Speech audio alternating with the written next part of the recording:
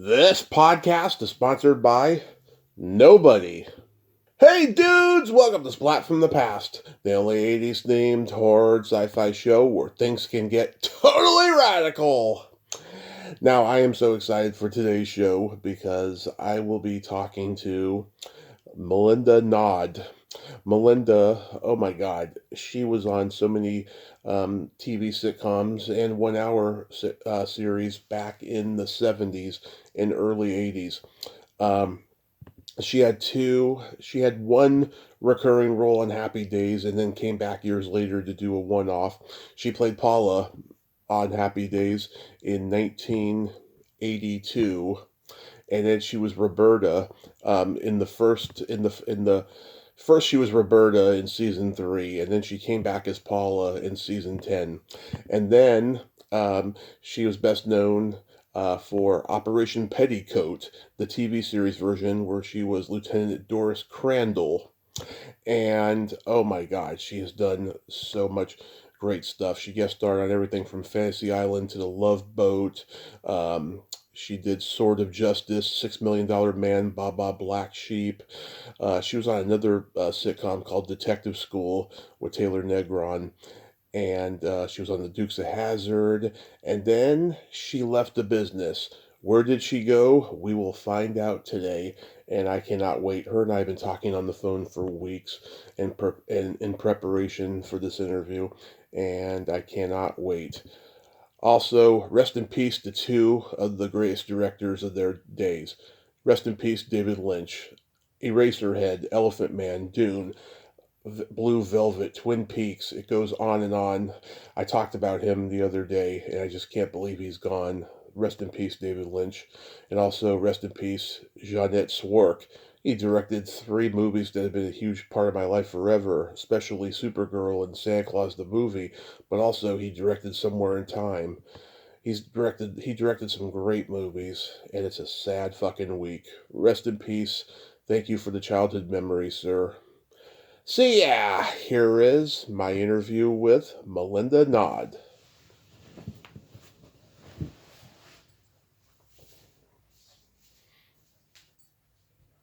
Hey Melinda, welcome to the show. How are you today? Oh, it's a beautiful day. It's really, really beautiful. It's kind of eerie considering everything that's happened in the last week, but it's very beautiful. Yeah, despite the fact that David Lynch just passed away. Oh, I didn't hear that. Yeah, I just heard it. Wow. How are you doing anyway because of your friend? Oh, everything is fine. I just want to tell you this is such a great honor. Thank you so much for coming on today. Oh, you're welcome. So, I was looking forward to speaking with you. oh, so going back in time, I can imagine growing up the daughter of Tom Nod that it was only natural that you would gravitate toward the biz as well. Well, there really was no choice.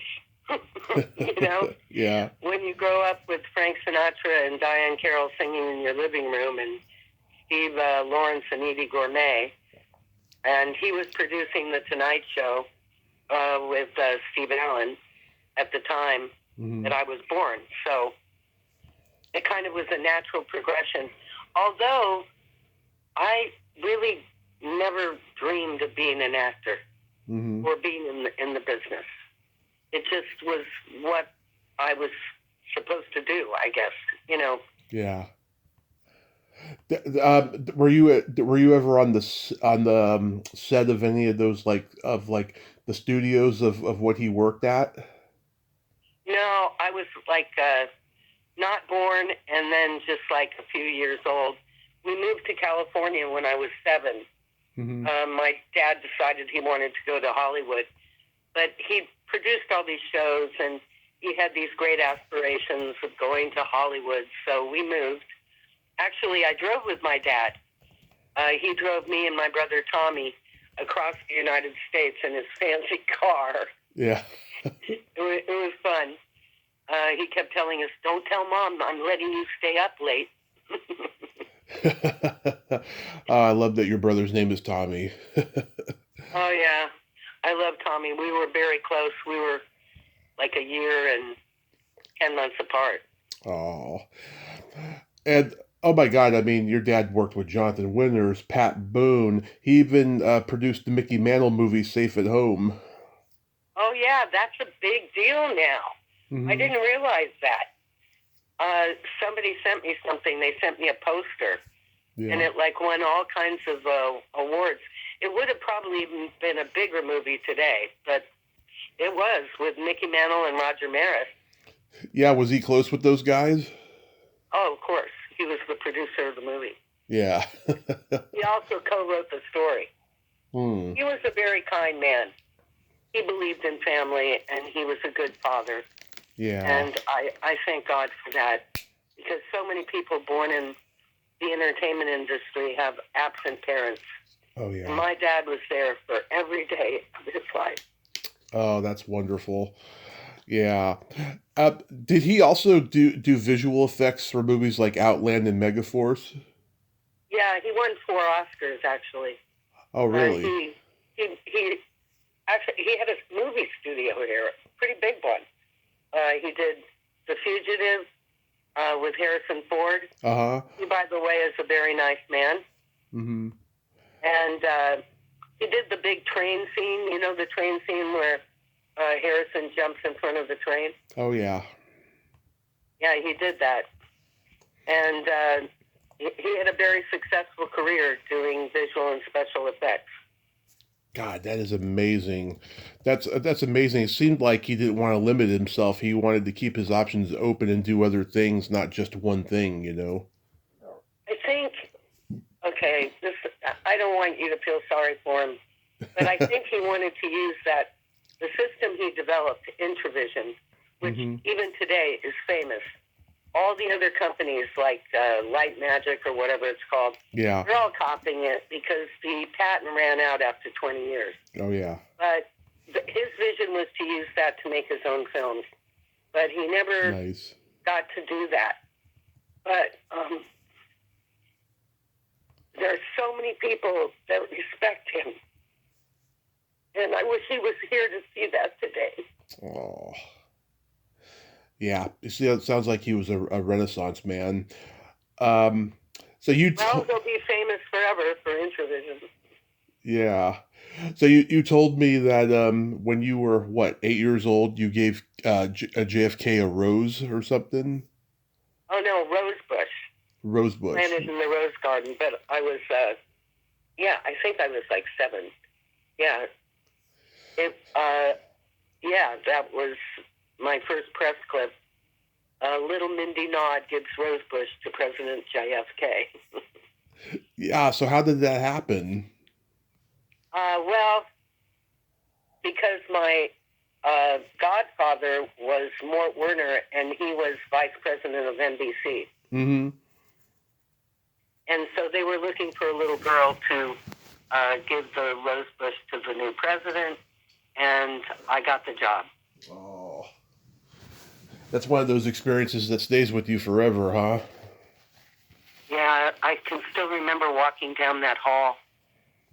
I was so scared with my mom. Mm-hmm. Did you meet Jackie O? No.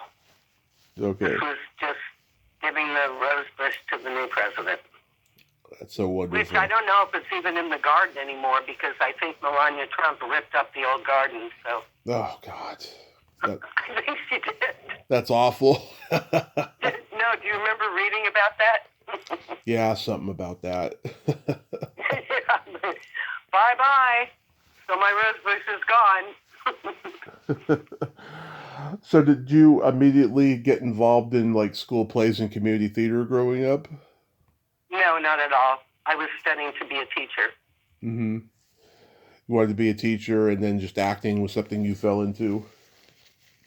Well, I was modeling with my mother. My mother was a model and an actress in New York. She was a Ken Murray Glamour Lovely, and she was a co-host on that show.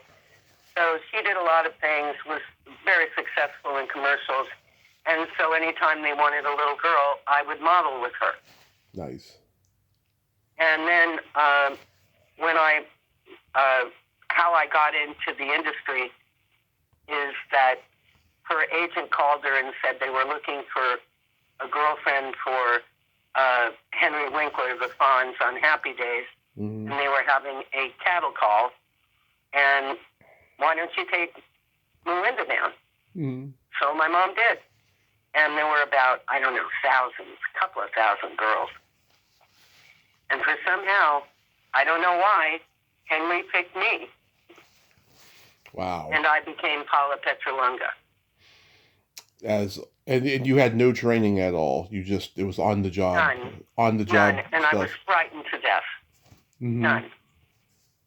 Basically, I didn't really say much, but the catchphrases like caught on. You know, she's so tall that she's worth the climb. Yeah. If she walks by, even the jello stays still. I mean, there's tons of them. So I became Paula Petrolunga, but as the catchphrase says, she's too tall. Henry, it wasn't going to work out. So they picked, I think, Pinky Tuscadero, I think her name was. Yes, yeah. And she became his girlfriend. And then I moved on. And I didn't immediately go out and look for acting jobs, but my uncle, who you know, Bill Naud, yeah, the infamous, told me that Tony Barr, he was one of the executives at ABC, had an acting school on the back lot at Burbank, and that I should go there. So I did. And I studied there. And then out of that, I met a director who put me in, what was the name of that show? It was with Rock Hudson. Oh, McMillan Wife. McMillan Wife. Yeah. And that is where my life changed. Because there I was in the scene where I had, like, only a couple of lines. I was like the assistant nurse. Right. But Larry Hagman decides to give me his lines. Yeah. He did. He said, I shouldn't be saying that. She should. So all of a sudden, now I have a really big scene. And so he's sitting there. Rock Hudson is at the dentist, and Larry Hagman is the dentist, and I'm his assistant. Right. And Rock Hudson says to me, what are you doing this weekend? And I said, getting married. And then Larry whispers, go to the door. Go to the door. So I went to the door. That way they had to have the camera right on me. And I turned back and I said, hey, how about next weekend? Well, that was it. Because all the studio executives at Universal said, we want her. And I was immediately signed into a contract at Universal Pictures. And then it's history. I just did one show after another. So go back to Happy Days, you know, it's been a while since I've seen those early episodes that you were on. Was that when the show was still like single camera shot on film? No. Actually, season 3 is where I came in. That was the first 3 camera on film. Okay. And we were, at that point, when I came in, it was the hottest show in the entire world. Can you imagine that? Yeah. And I didn't even know what I was doing. And you got to see him jump the garbage cans instead of the shark later. I did. Oh, and my friend is the one responsible for that, jump the shark. Okay. Fred Fox Jr. Yeah, Fred Fox. He's a great guy. Still a good friend of mine. When you came back on in 1982, was Winkler, you know, a changed guy by that point? Because I heard as time went on, he got more and more resentful of Fonzie. Oh, no, not with me. Because I was friends with him and his wife. I went to his wedding. Okay. I've always stayed very close to Henry. I think, well, obviously, how I got there in 1982 is because I was contacted, I forget by whom, that they wanted me to come back.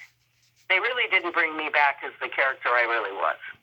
It was I look like a motorcycle girl, but I never was that. Anyway, it was Gary Marshall who wanted to bring me back. Mm-hmm. Yeah, I mean, irony of irony. I mean, anybody could have played that character. It's not hard to play a Brooklyn hoodlum. But I mean, I don't know what it is. He brought something to that character that people responded to. Oh, he was amazing. Well, he had just done, what was that movie he did before Happy Days? Oh, The Lords of Flatbush. Was it Lords of Flatbush, was it? No. Yeah, The Lords of Flatbush. Him, Sylvester Stallone, Perry King. Yes. Yeah. And he was, unlike me, he was a very dedicated actor. Mm-hmm. Actor, right? Yeah. And now all of a sudden he's the Fonz. I mean, that must have been hard. Oh, yeah. It's like he wants Shakespeare and he got the Fonz. Yeah. Well, I think he kind of applied Shakespeare to the Fonz in retrospect. Well, now you'll see him making jokes about it on TikTok. Yeah. And he likes it, actually, now. Yeah. It took him a lot of years to be comfortable in that character. I've interviewed Marion Ross. She's a great lady, and I've met Anson Williams. Very. Anson's great. Yeah. And I'm still also very good friends with Anson. Mm-hmm. And also, I did a little tribute to Jerry Paris on here. I talked to his daughter a few years ago. Oh. Yeah. He knew what he was doing. He pulled that whole thing together. Yeah. He was my director when I first started. And it was scary. I mean, he was demanding, but he was a great director. That's what they tell me, yeah. He did 200 out of 250 episodes of that show. Yeah, he did. And believe me, when Jerry came on the set, it was silent. Mm-hmm. I mean, he commanded. And he made it work. Yeah. And the other, what was I going to say about that show? I don't know, it was so long ago. But, let's see, you were on Marcus Welby, MD. Did you have a crush on James Brolin? Marcus Welby, MD. I was a nurse. Mm-hmm. Yes, you're here? Okay. I'll let the doctor know. No. It was one day mm-hmm. on Marcus Welby. The one that I will never forget is with Rock Hudson and Susan St. James. Yeah, McMillan Wife. Yeah. Yeah, Jackie Cooper directed that episode. What do you remember about him? He was my director. Mm-hmm. Oh, I thought he was fantastic. Yeah. Are you kidding? You get somebody that old that's done so much, he knew exactly what to do. And he also loved the interaction between me and Rock Hudson. He was great. Yeah. And also demanding. Oh, yeah. That's what I heard about him. He really was Mr. White in the Superman movies. He just had that, I respect results kind of attitude. Yeah. Yeah, but he was great. Wasn't I lucky? If you think about it, I was pretty lucky. Oh, you got to work with legends. Oh, my God. That's just the tip of the iceberg here. So you got cast on Operation Petticoat, the series version. Had you seen the movie with Cary Grant and Tony Curtis? No. No. I hadn't. That was kind of unexpected. Actually, just after I got cast there, mm-hmm. I had done previously, I think, a month before I got cast, I did Baba Black Sheep. Oh, yeah, Baba Black Sheep. I don't know if you remember that. Do you remember that? Robert Conrad and John Larroquette and Larry Manetti. Yeah. All of those guys. I loved them. And Steve, the producer, unfortunately, he called me. I played a woman's air service pilot. It's called Wasps. And they wanted to do a series with me as a wasp. But then I got Operation Petticoat. Nice. And so I was doing that. Anyway, I try to remember all the good times of Operation Petticoat. We were like the number one show. There were only 3 networks back then. Yeah. Sorry if I'm rambling. No, it's okay. And it was only ABC, NBC, and CBS at the time, and ABC was, we're the one. We were number one. That means our ratings were 40. Mm-hmm. 40%, 41%, 43%. Today it's like you're lucky if you get a 2 because there's so many avenues. But Right. back then it was like, oh, God, here I am wanting to be a school teacher and I can't even go outside my door at my house, Mm-hmm. you know, within seconds. Going to the supermarket, I'd look around and I'd have a trail of people behind me. Yeah. And it all happened in seconds. It happens. 40%. Yeah. It's the power of television. You go anywhere after being on a series, even if it's a hit for a short time, people are going to recognize you. I know. And then, but Jamie and I, Jamie Lee Curtis was on the show too. Yeah. And she and I, not only were we working like every day, I mean, it was a half an hour, but it was shot on film, and the days were long. And here we were young kids, like 19, 20 at the time, 18. I don't remember exactly, but we were so young, and we had no life. All it was going to work, Yeah. getting up at 4:35, going to the studio, getting prepped, working, coming home around 6, memorizing our lines, going to sleep. And then, on our days off, we traveled around the entire United States. Mm-hmm. And I thank God for that. I've seen almost every state, and they're beautiful. All the people, we would go on all the local shows, you know, the syndication shows. Right. And we had a good time. When she got an ear infection, I think we were in Texas, we had to take a bus because she couldn't fly.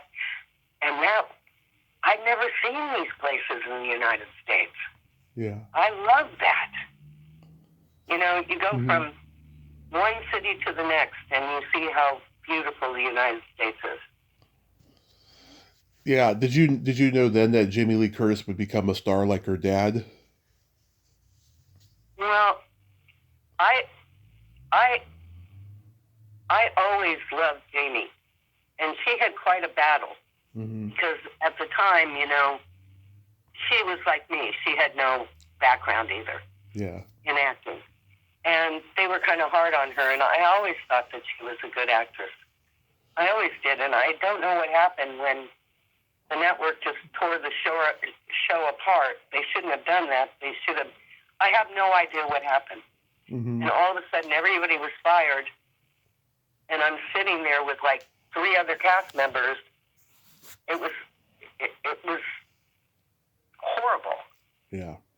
I don't know why they did that.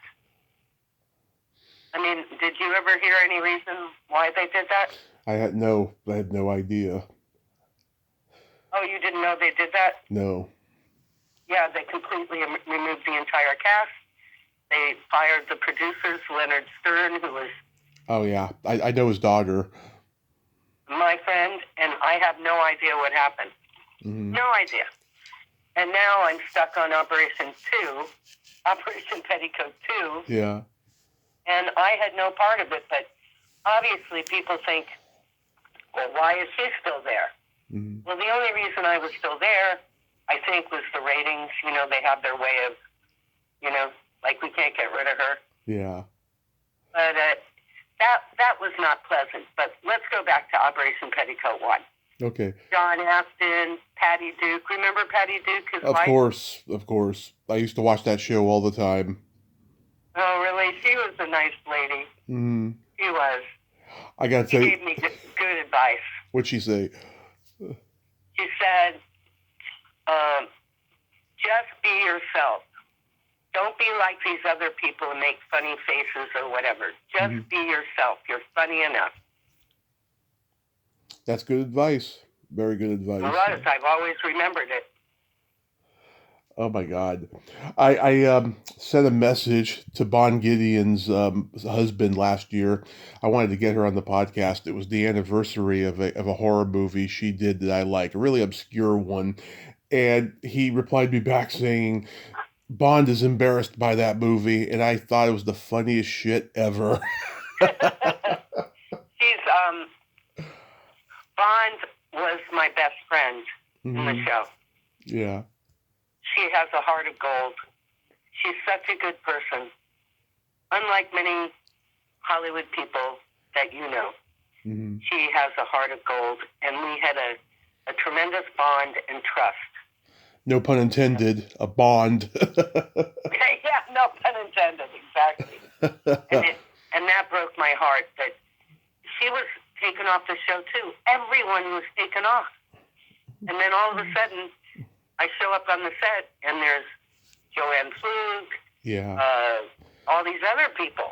And Rand, Randy Mantus, who you later worked with Rand, again on Detective School. oh, wow, that was amazing, isn't it? That Yeah. Randy and I are still friends, too, but I have a connection with Randy. It's so bizarre. The second cast. When I was a little Oh, girl, go ahead. and we had a big house in Toluca Lake, next door, I told you, to Jonathan Winters and Bob Hope. And my dad was always a businessman. He wanted to offer him a lot of money to rent out our house for a day. So he took it. He said, why not? It was for the show Emergency. Oh, yeah. Remember that? Bob Fuller. Randy Mantus. Yep, Bob Fuller. Yeah, but I met Randy that day at my house. I was coming back from school or whatever I was doing, and we were talking in his trailer, and then just like maybe 6 months later, I was starring on a show with him. Wow, Star. ironic. How was working with Jim Varney? Oh, I love Jim.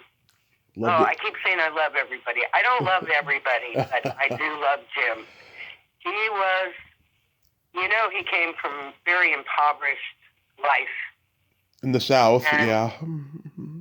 Really, I knew his wife, his kids, and he felt so blessed that he had been given this opportunity. Yeah. And that broke my heart when he died of cancer, Yeah. Yeah. Yeah, I mean, I've talked to his nephew, and like he told me he was going through a difficult period when he was on Operation Petticoat because he was trying to make it as a stand-up at the Comedy Store, and he was going down that rabbit hole of cocaine with Robin Williams and just, Also a friend of mine. yeah, like he was trying to he was trying to make it as a stand-up though. But yeah, that's great that he felt blessed that he got the opportunity. No, he did feel blessed, but you're right. But if you think about it, it's kind of similar to the Henry Winkler internal drama. Mm-hmm. He was a real actor. Mm-hmm. That's what he really wanted, Shakespeare over Fawn at that time. Right. And you really can't blame him for that. And the same thing with Varney. Mm-hmm. He wanted to be a stand-up guy. And he was a Shakespeare guy too. And a Shakespeare guy, yeah. Yeah. They both had other dreams. For me, I hate to say this, I just had to get through the day. It wasn't my dream. My dream was to get married and have kids and have a peaceful life. Yeah. That was my dream. That used to be mine. I can totally relate. Yeah, that was my dream. Yeah. I just wanted peace. I wanted to go to the supermarket and be able to walk in the supermarket and buy my food, go home, cook, and be by myself. I don't know. That's just they say that's a Piscean spirit, but that's what I wanted. That is, I can tell you, my mom's birthday is a couple days before yours. She's February 21st, and that's all she ever wanted, and she got it twice. She got it with my brother's dad and with my dad. Really? Yeah. Well, that's good. I'm glad. Yeah. I'm glad she found that peace, Yeah, I mean, it didn't turn out the way she wanted it to, but at least she got it, Yeah. I think mine turned out the way it was meant to be. And Right. we'll get into that later. There's something I didn't tell you that I think that you're going to really like. Okay. I don't know if these young people know who these people are. Yeah. But I was very blessed in my life, in my short career that I ditched. I was very fortunate to meet a lot of people. Yeah. So I was so famous back then, for a very short time, but really famous, that I would have lunch with Steven Spielberg, the young one. Yeah. Think of them all young. Yeah. Steven, George Lucas, John Milius, all of us. We would have lunch together. I'd go over to Burbank, we'd have lunch, and we would go skeet shooting. You know what that is? No. Skeet shooting is like, they throw something up. They taught me how to shoot a gun. Oh, okay. Yeah, because Milius is a gun nut. It was Milius. Yeah. He'd say, all right, guy. He was a Green Beret. Yeah. Okay, guys, let's go. Yeah. I don't even remember where it was. I think out somewhere out Simi Valley or something. Yeah. And we'd go out there, and they taught me how to shoot, and I did pretty good. I did pretty well. That's cool. I got those. What were you? Can you imagine if someone says, what did you do today? I went with Steven Spielberg, George Lucas, and John Milius to shoot. Were you in talks to be in any of their movies? Honey, I was under contract to Universal Pictures. Mm-hmm. They were at Burbank. I just had to work. I had to do whatever the studio said. And then, but I didn't tell you this, did I? Uh-huh. In the, I don't know, the 3 years or 4 years that I had two series at once. Remember, I had Operation Petticoat and Detective School. Right. For that 4-year period, I worked every day except 3. Nice. Every day. Can you believe that? Yeah, I mean, I can imagine. That's just a long schedule. You got rehearsals, and then you got the tapings. Well, it was hard. And then, what did they do? I'm trying to think. Oh, and then the only way I could really make money is when they let me out. Mm-hmm. And every vacant day that I wasn't working at Universal on Operation Petticoat or whatever else they wanted me to do, I could be lent out. And that's when I did Fantasy Island and I did all those other shows. Oh, yeah, I want to ask about those. I was a lend out, lender out. Yeah. And that money I could keep. Yeah, I saw the episodes of Fantasy Island. I was so good, wasn't I? You were. You looked gorgeous. They put you in some sexy outfits on the show, especially the first one. Oh my God. In the first one, you wore that red outfit in the grocery store, and you were smoking. What about when I jumped in the pool? I don't think that would be legal today, was it? Would it be? I don't recall. One where I dove into the... Oh, no, that was Love Boat. Sorry. Oh, okay. Yeah, I mean, you looked great in there, and Jane Wyatt played your mom. And I know. Can you imagine? I'm sitting there. I'm like 19, and I'm looking at her. Father knows best. Yeah. Oh, she was a very nice woman. And she gave me a gold brooch afterwards, and a little note saying, "You're the nicest teenager I've ever met." And I still have the gold brooch. It's sad those two boys are no longer with us. Adam Rich and Christian Zika. I know. Yeah, being a child actor is fucked up. I know. I'm glad I wasn't a total child. I was like a teenager. No, forget that. I'm glad I had my parents. Mm-hmm. They were very strict, but they were good parents. How was working on the $6 Million Man? Long time ago. It was a Universal show, babe. Yep. Glenn Larson. No, it was before my contract. Yeah. Glenn Larson and Lee. Oh, Glenn. Yeah. I did other things for Glenn afterwards. Glenn was one hell of a guy. Mm-hmm. He used to be a radio. He used to be one of the 4 preps. Exactly. Exactly. Yeah. So, I mean, he could relate to actors because he was one, Mm-hmm. in a sense, Mm-hmm. you know? And that really broke my heart. He had to sell his house in Beverly Hills, and we were at a party one night, and he came over and said, Mindy, I have to tell you, this sounds terrible, but it's the truth. He said, I have to move to Westlake. Mm-hmm. No, Woodland Hills. And I don't think he wanted to do that, you know? Yeah. And it was like his empire. He had a very, very successful career. Yeah. But the most important thing is he was a nice man. Yeah.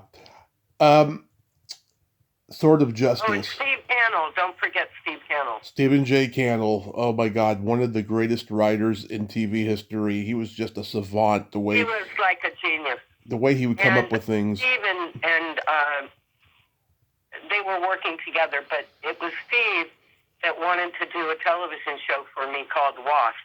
Mm-hmm. WASP, Women's Air Service Pilots. Yeah. And if I look back on any regrets, I would have rather taken a chance with Stephen writing that show for me than doing Operation Petticoat and everything that came afterwards. Not the first season, but afterwards when they started moving it around and firing people. And that was really, I trusted Stephen. How about Sword of Justice? Oh, that's where I met my dear, dear friend, Dak Rambo. Mm-hmm. You know Dak, anything about him? Not too much. He was one of those guys that, was, known at the time. And then it seems like after his death, like nobody really talks about him anymore. I know I do, though. November 13th, he was born. Mm-hmm. I think of him all the time. He was a Scorpio. Now, I don't want to sound like I'm a lunatic believing in these things, but I believe in horoscopes. I have a sister who's a Scorpio, and they kind of, oh my God. And my sister who's the Scorpio with him, mm-hmm. they would always fight. I don't know what it's with them. And I just kind of stand there and watch the whole thing. But going back to Dak, he was gay. Yeah. And at the time back then, being gay was not good. I mean, you could get fired. You would be fired or blackballed. Yeah. So I basically became his, what do you call it, shiv, or you call it something like that, where I'm his supposed girlfriend. Mm-hmm. What do you call that? Girl Friday, ingenue. No. I mean, somebody who impersonates being a girlfriend but isn't a girlfriend. It's called a shiv, or what's it called? A shiver? I never heard that. Oh, whatever. Anyway, the point is I only did it because I loved him. Mm-hmm. And there were a lot of rumors going on, and they were thinking about firing him, so I became like his girlfriend. Mm-hmm. But I was his very dear friend. Yeah. And he probably was one of my best friends in my whole life. Oh.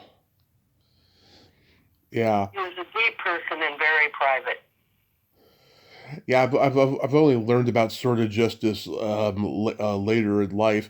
Burt Rosario played his sidekick on that show. I thought he was an underrated comedy genius. I've seen him in things. Yeah, he was. He was just hilarious. He was like a silent film star. Yeah. The way he did physical comedy. What about, do you want to know about all the other comics that I've met? Oh, yeah. Okay. All right, so how this happened, I don't know. Mm-hmm. But I became a part of the Funny Guys group.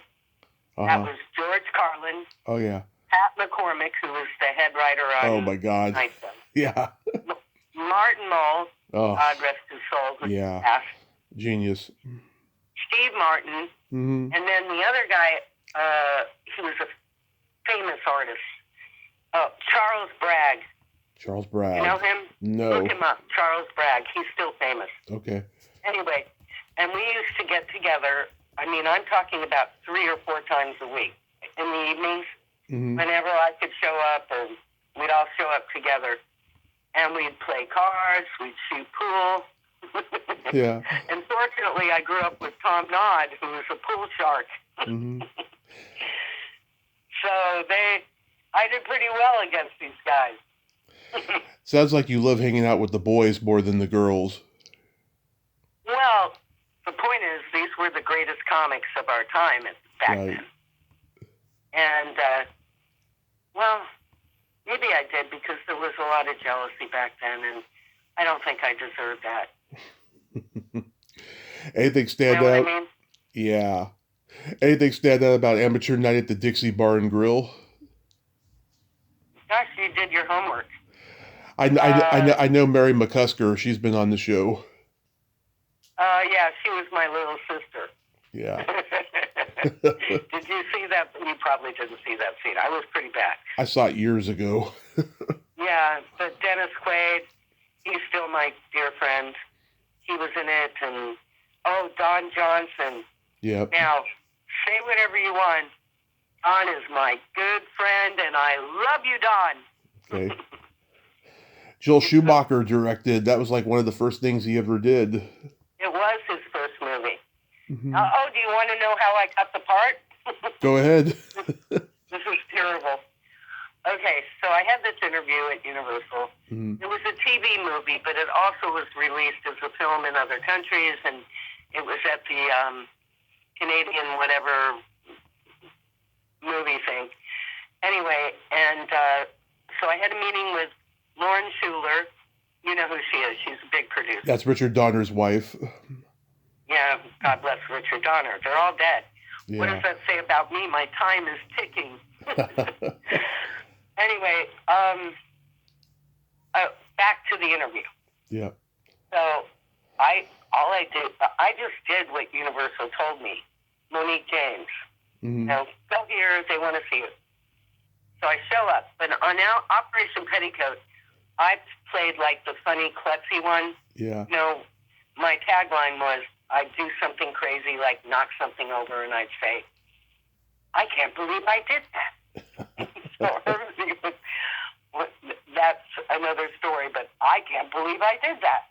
So I go into the interview, and they're talking to me, and they're asking me about Operation Petticoat. At that time, it was a huge show. Yeah. And they said, well, what character do you play?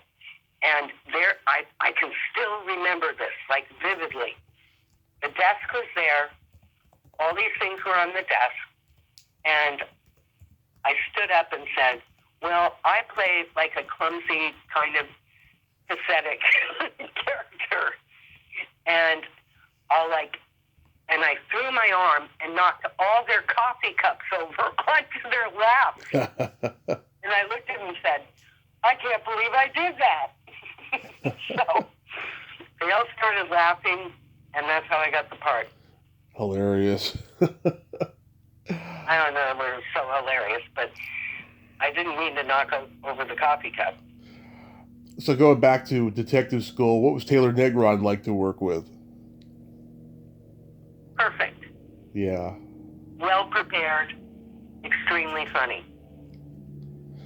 He was brilliant. Also my friend until he died. Oh.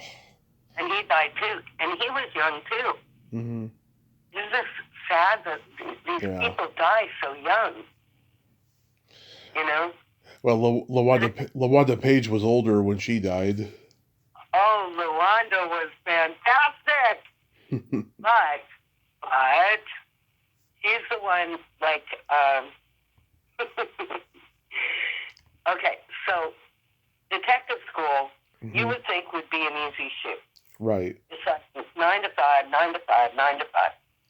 You know, you just go there, they have the 3 cameras, you shoot, go home. And it was during the week. But then we had pickups. Right. On Friday. And oh my God, she could never remember her lines. And I loved her so much. She was hilarious. I remember she used to go to Dean Martin roasts, and she was just so damn funny, insulting everybody, but she was not mean like she appeared to be, No, you know? no, she's not mean. Well, she was never mean. So she would say, Mindy, come here. I can't remember these. So it's getting late now. I mean, we're talking 2 a.m, and she can't remember her lines. Yeah. So they call me in, and I had to whisper her lines to her so we could go home. She was like old then. She was like 77, 80 years old at that time. Yeah, I remember seeing her on Family Matters before she died, and she played like a woman who just got out of prison. It was so funny. She's like, I got a She was so funny. She was What like, about the other guy, James, too? yeah.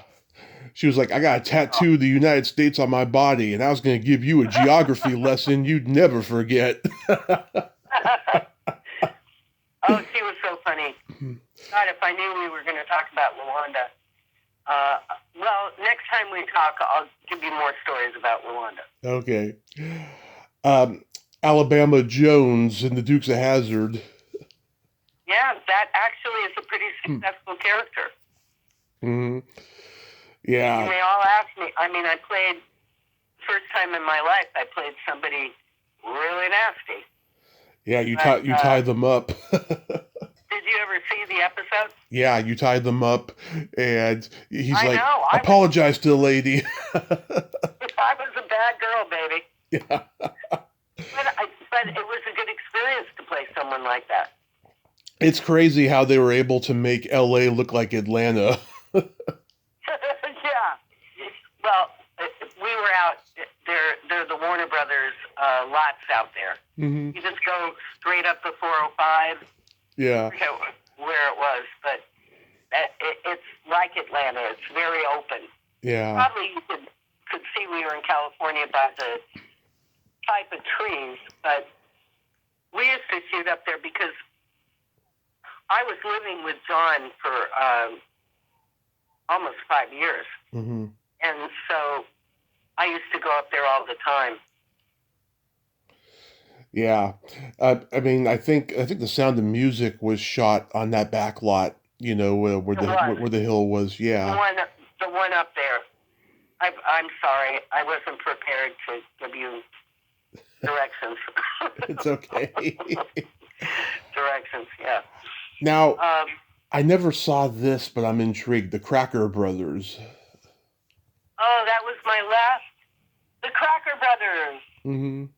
That was my last stand before I moved to Europe. Yeah. That was Derek Marty Croft. God rest his soul. He died last year. I had Sid on a couple years ago.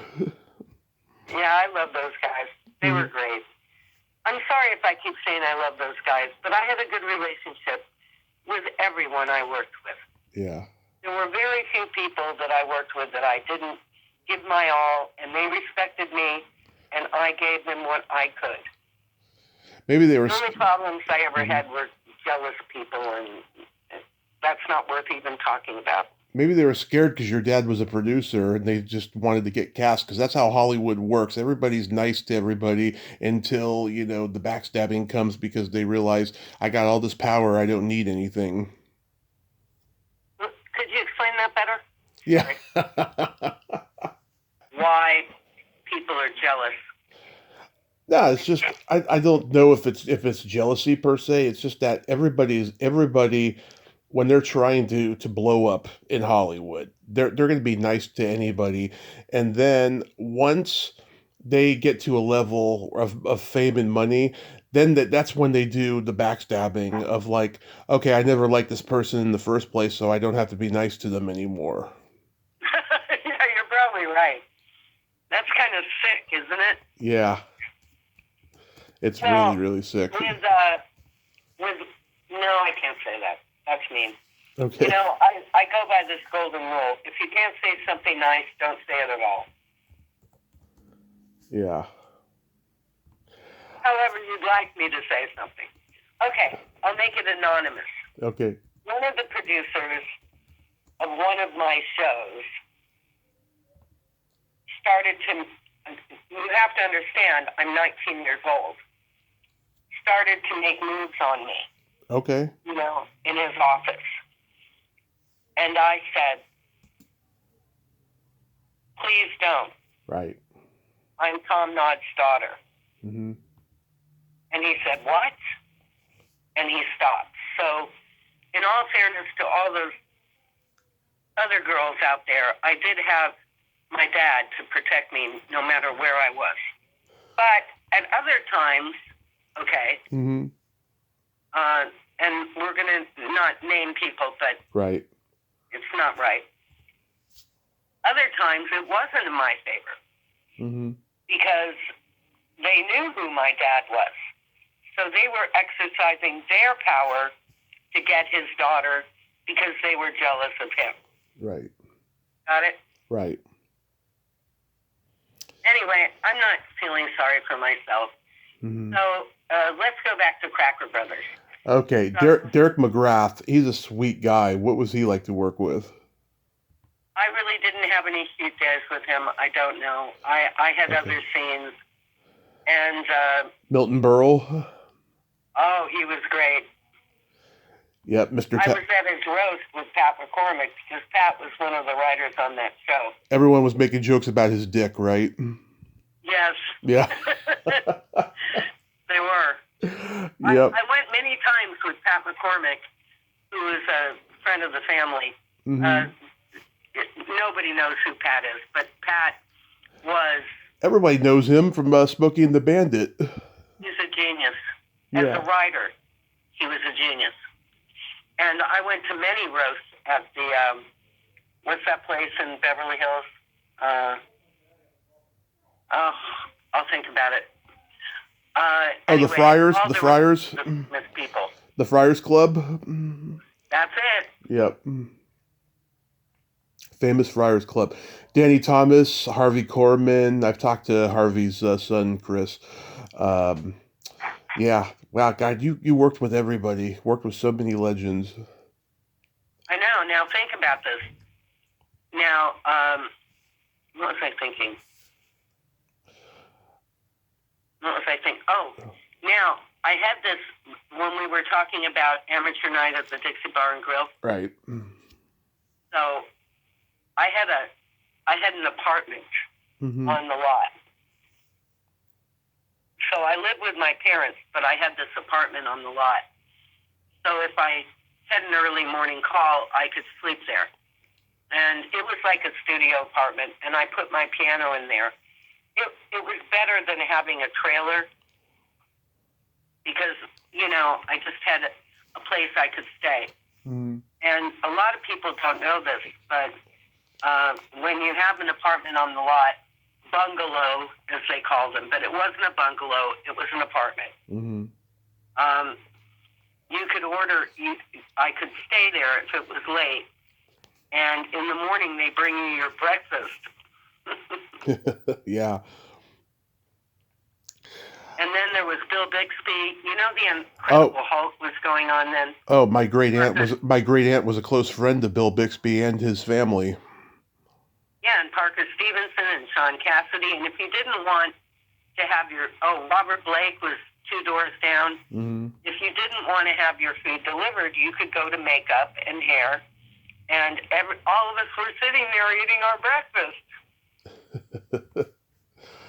Yeah. I mean, everybody knew each other then. There was no internet. It was a small community, Hollywood. It's different now. I know. Too bad. It was so fun. It was. I mean, you got to go. I often thought about Robert Blake. Remember when he used to say, mm-hmm. You could take it to the bank. Don't do the crime if you can't do the time. Yeah, and you could take that to the bank. Yeah, you can, and that's the name of that tune. Yeah. You were on Hollywood Squares. Yes, I was. Oh, listen to this lineup. Ron Glass, Steve Landisberg, Vincent Price, Fred Willard, Shelley Smith, George Gobel. Okay, you want to hear about Vincent? Isabel Sanford and Vic Tayback. Yes, go ahead. Okay, so, I have a book I should show you. Uh-huh. When you come to LA, I'll show you that Vincent gave me. Okay. So, I'm a musician. Yes, you told me that. So, there was a piano there, and we were at lunch. So I went to the piano and started playing. And then Vincent came and said, another one. finally someone who loves the art. And I remember calling my friend, and he said, no, he called me. How's it going? I said, I'm playing the piano, and he's here. And he said, who? That was, like, pretty amazing. Oh, that's awesome. So the question everybody's been waiting for, why did you leave all this behind, Melinda?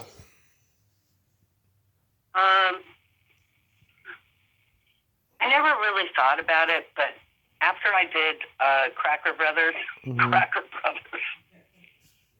that had an impact on me. I went. I was at my dad's studio, and once again, my father steps in. It's his studio, and there was a director there. He was Iranian, Tony Zarandas, famous director, and he said, "You know, Melinda, I'm doing this movie, and I'm missing a scene. Could you do it for me?" And I thought, why not? I've never been to Italy. So the movie was called Escape, which is pertinent. Yeah. And I said, okay. So I went to Italy, and I did this scene, a couple of scenes for this movie. And it was amazing when I arrived. I'd never been to Europe. It was like arriving on another planet. I can still remember when the taxi was taking me back to the hotel. Everything was so different.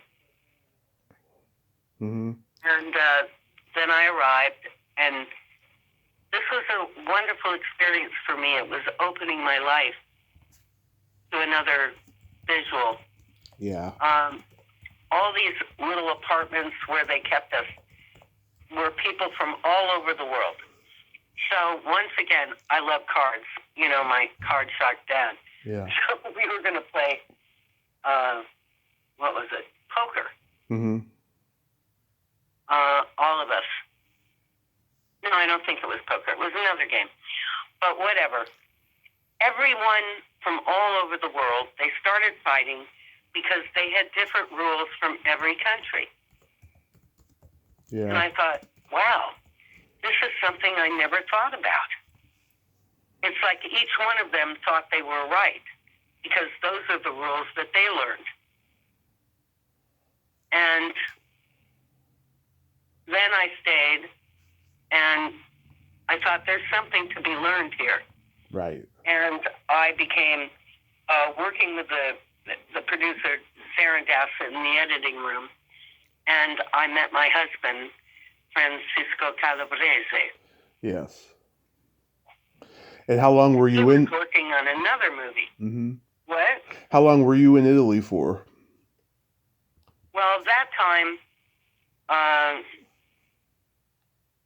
how long overall? How many years? At that time, it was only like maybe 4 months because I was working on the picture. But then I was offered a job when I was there by Francisco.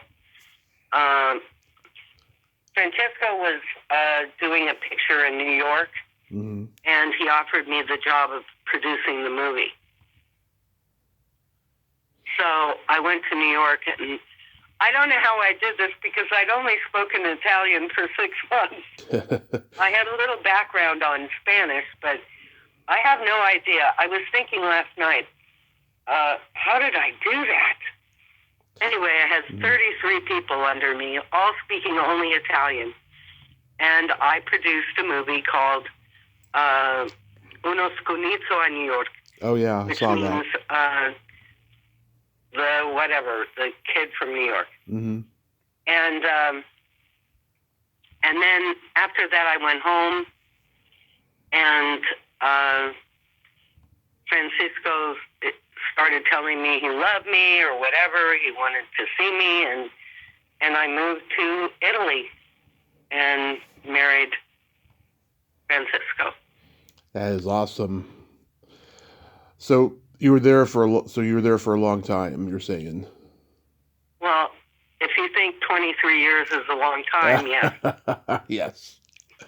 But I traveled. I was so blessed. It was like my other life was gone. Mm-hmm. You know, the other life was ended. And it was a good life. I had fun. But now I was like flying to England and flying to Spain and flying to Russia. Oh my God, that was crazy. All over the world, to Germany, to Tunisia, everywhere. Yeah. And it really opened up my life to see what the world was about. And then I had two beautiful children Mm-hmm. who were doing very well. Love it.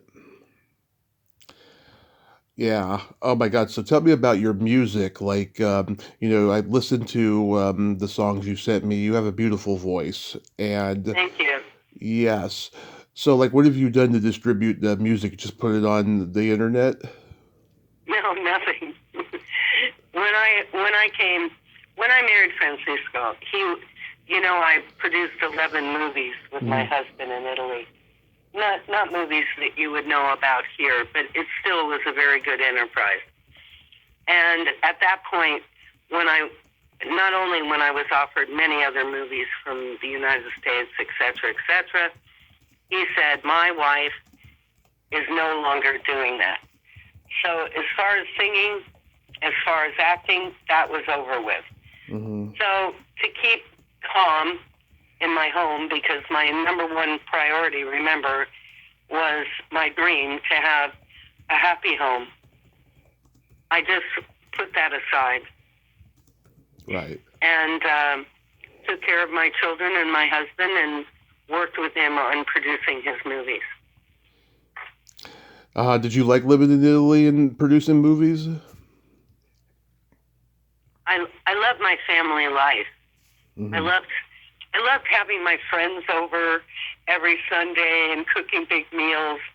And then during the week, 3 times a week, I'd make big dinners and we'd have all our friends come over.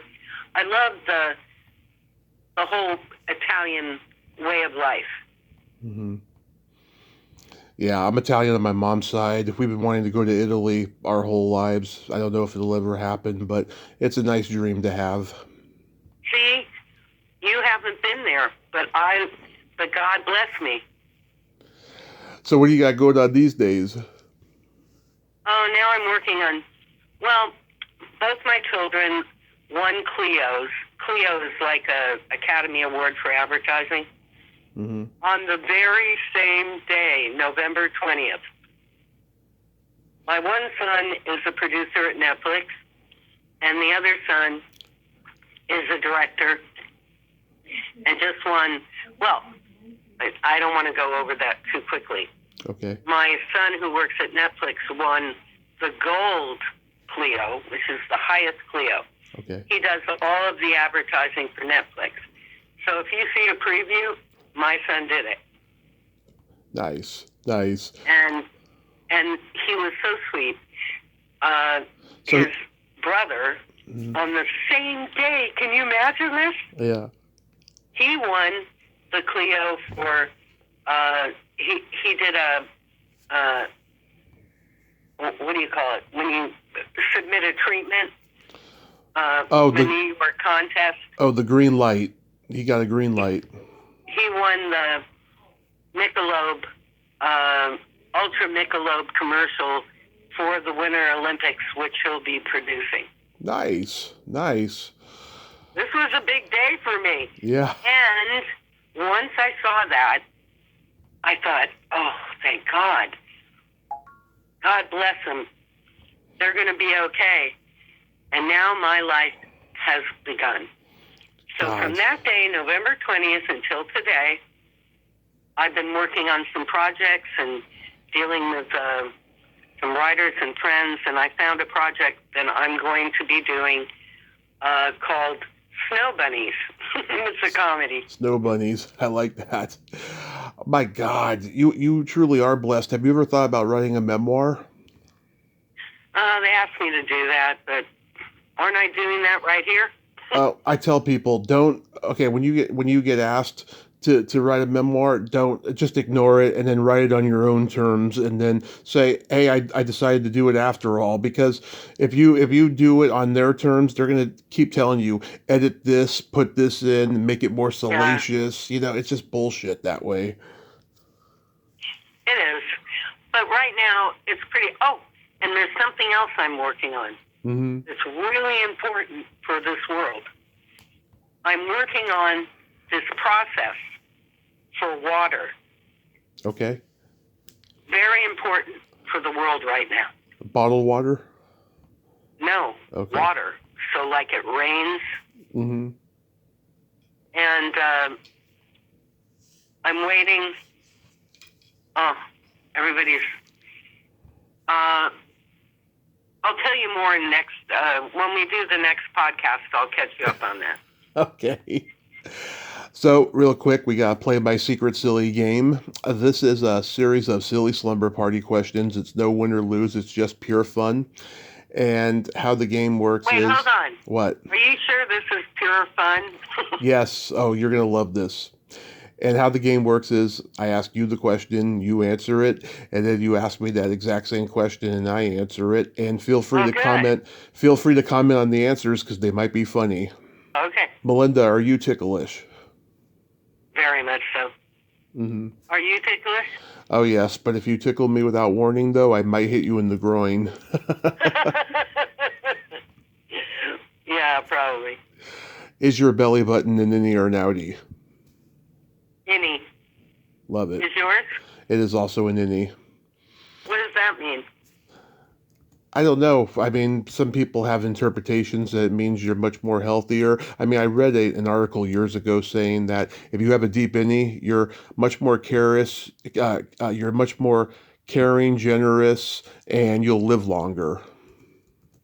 Yeah, they told me that I'm going to live long. What color are your toenails painted? White. Love it. You didn't paint yours, did you? I do. What color? They are gold and silver because of New Year's. Oh, that's pretty. They are So very it's pretty. like, I can see them. It's like gold and then like silver. Exactly. Oh, that must be beautiful. They are. What would you say is your best personality trait? My sense of humor. Okay. Yeah, you do have a great sense of humor. And then. And I think Mhm. Also my compassion, because even though I grew up privileged, Mhm. I can see, I think moving to Italy and traveling the world, I can see other people's pains. I don't think before I moved to Italy, I was the good person I am today. Not that I was bad. Yeah. But I just didn't have the capability of understanding like I do now. That's beautiful. And then for me, I have empathy and I have no filter. Yeah, that's for sure. Yeah. You'd have no filter. Yep. But you know what they say? Growing up means learning how to edit. Oh, I do edit sometimes. I'm a Gemini. Oh, really? My husband was a Gemini. Mm-hmm. What day are you born? June 6th. Oh, he's June 3rd. Love it. Very close. Mm-hmm. You know what? Because you're on my rising sign. Yeah. If you could have anything named after you, what would it be? A grandchild. Oh. You? A vibrator. Yeah, those do become useful. Yep, I call it the Tommy Chatsy. It's so funny. We have to do another podcast where we're just making jokes. Yeah. What is your guilty pleasure?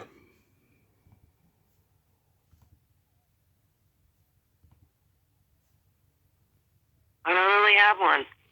What's yours? Love eating pizza. Love watching a good raunchy sex comedy movie. Oh well, I can go along with that.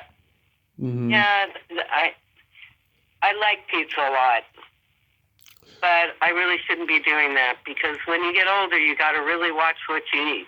I know. I'm 40. I'm going to be 42 in June, so I totally get it. And then my favorite question, is there a stinky smell that just makes you gag? Cat litter. Yeah, the worst, isn't it?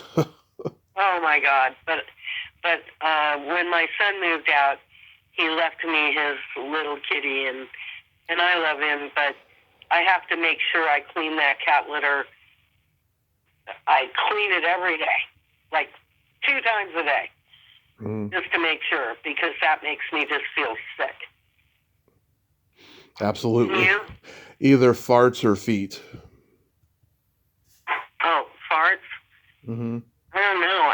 I don't have anybody living with me, so I don't know about the fart thing. Well, I'm sure you did, Uh, though. I'm sure when you were married and had your kids, I'm sure it was bad. no, I never had that problem with my husband. Okay. And I didn't with the kids. Maybe I'm cooking well. No, no, no farts. Okay. I have a couple jokes for you. Okay, tell me your jokes. Okay. What do you call a boy that doesn't masturbate? I don't know. A liar. That is for sure. Yeah. What kind of meat does a priest eat on Friday? I don't know. None. Good one. And finally, you know the difference between a golf ball and a G spot? I'll fall in the. No, get it in the hole. A man rather spend 20 minutes looking for a golf ball. You are bad. I am. True though. That's true. I am. You know, there are all these podcasts on about how to find a woman's G spot. Oh yeah. See that online? I'm subscribed to a lot of those. Yeah, I in the morning when I first wake up and I'm just like adjusting, I listen to some of these podcasts. Hmm. Some of them are really good. Yeah. Yeah. It's like free. It's like free therapy. Yeah. I mean, I'm obsessed with sex, and so like I listen to a lot of those podcasts, and I love listening to really really naughty stuff. That's just who I am, part of my personality and stuff. You really are that naughty, huh? Well, Very naughty. I'm kind of like spiritual. I remember this person doing my handwriting analysis and said Hmm. she couldn't understand. I was like spiritual and sexual. That's not bad. That's actually really good. Yes, trying to balance life. Well, Melinda, thank you so much for coming on today. This was fantastic. Thank you. I love you and have a good day. I love you too. Have a great day. Bye. Bye bye. Well, there you have it. Melinda Naud. Ain't she a sweetheart? Oh my God, she is fantastic. That was, oh my God, a fantastic, fantastic conversation. And God, she's a character, isn't she? She knows everybody in Hollywood. Oh my God, those were fantastic experiences she had. I'm so, so glad we could talk today. Well, until next time, this is Tommy Throwback Kovac saying there's no shame in living in the past because the present sucks. Later, dudes.